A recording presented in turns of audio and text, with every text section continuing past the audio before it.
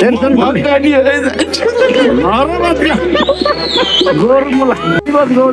बाबामा भनेको घाम हो जसले कहिले पनि न्यानोपन तिनीहरूलाई छोड्दैन।